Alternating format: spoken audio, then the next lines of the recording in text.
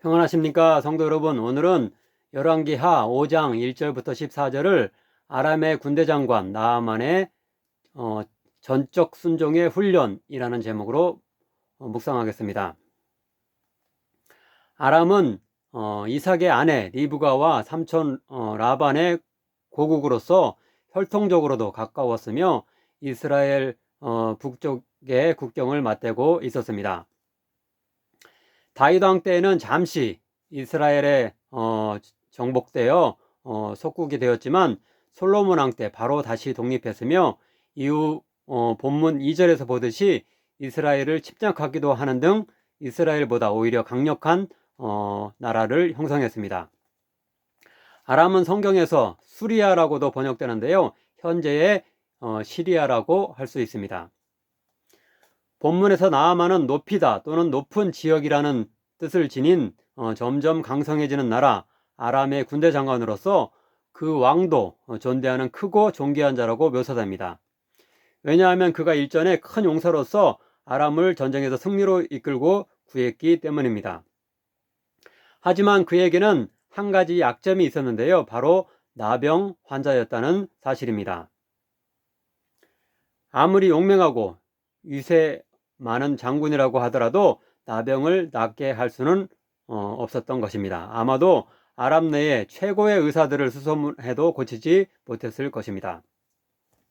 그런데 이때 나아만의 아내의 시종으로 잡혀온 한 어린 이스라엘 소녀가 선지자 엘리사라면 그의 병을 고칠 수 있다라고 말해 주었습니다. 처음에는 아내의 권고에 노발대발했겠지만 지푸라기라도 잡는 심경으로 그는 어쩔 수 없이 엘리사에게 가보기로 결심하고 국경을 넘어갈 것을 왕에게 허락을 구한 것으로 보입니다. 왕은 단순히 허락만 한 것이 아니라 이스라엘 왕에게 나아만을 꼭 고쳐달라고 부탁하는 신서를 써주었을 뿐만 아니라 그에게 줄 엄청난 선물을 가져가도록 합니다. 즉 5절에서 은 10달란트와 금 6,000개와 의복 10벌을 하사합니다. 이제 그 선물을 지참하고 나아만은 국경을 넘어 이스라엘 왕에게 갔습니다.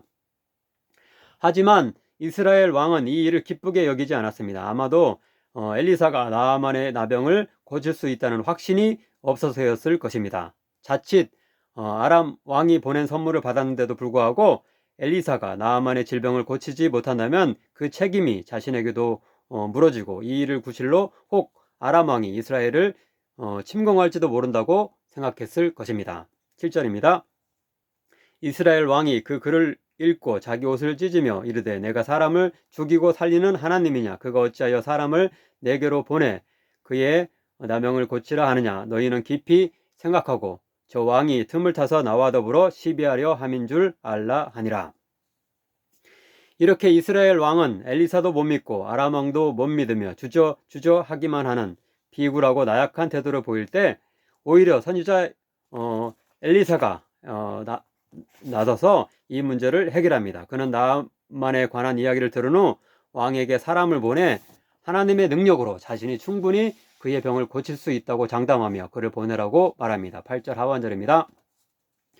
왕이 어찌하여 옷을 찢었나이까? 그 사람을 내게로 오게 하소서. 그가 이스라엘 중에 선지자가 있는 줄을 알리이다 아니라.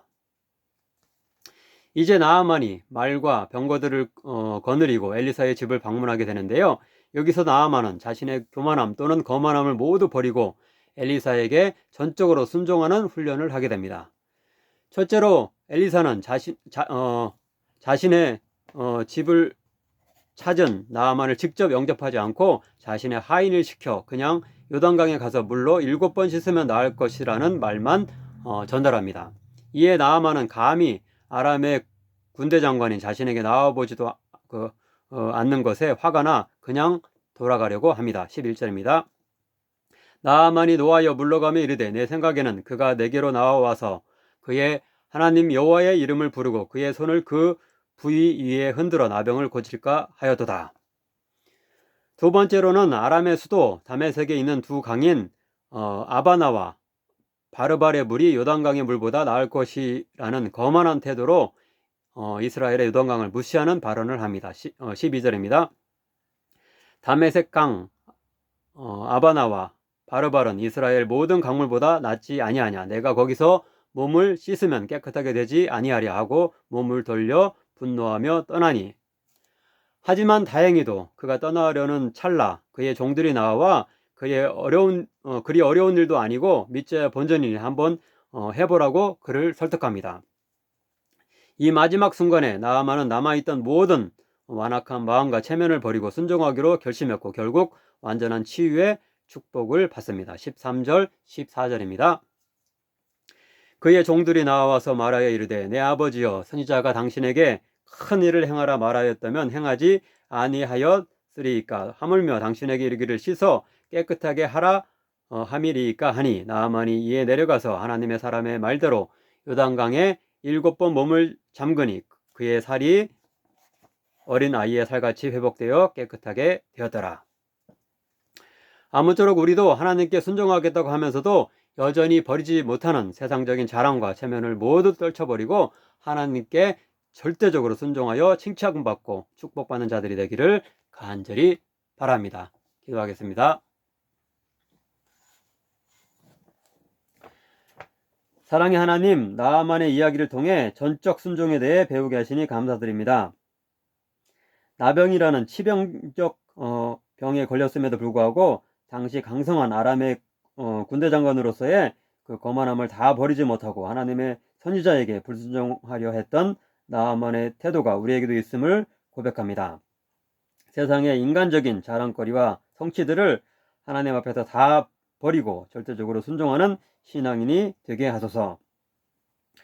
또한 주저주저하고 나약한 이스라엘 왕을 대신하여 하나님이 이스라엘을 보호하실 뿐만 아니라 아람 왕국과 백성을 포함하여 모든 세상 왕국을 통치하심을 드러낸 엘리사 선지자의 모습을 본받게 하소서. 엘리사처럼 이번 주간에도 하나님의 영광을 우리의 생활 가운데 드러내는 자로 살게 하소서. 예수님의 이름으로 기도하옵나이다. 아멘.